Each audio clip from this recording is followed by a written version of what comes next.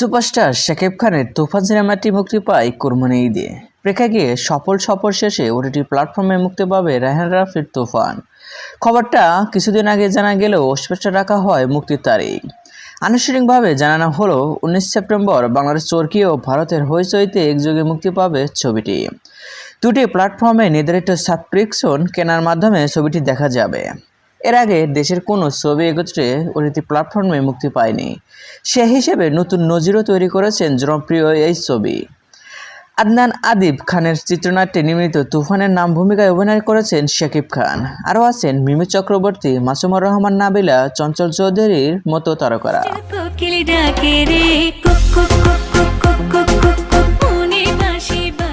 শাকিব খানের তুফান সিনেমা রেকর্ডের উপর রেকর্ড গড়ছে। আর এই ভিডিওতে আপনার কি মতামত কমেন্ট বক্সে জানিয়ে দিন। আর হ্যাঁ, বিনোদন জগতের সকল ভিডিও পেতে চ্যানেলটি সাবস্ক্রাইব করুন। ধন্যবাদ।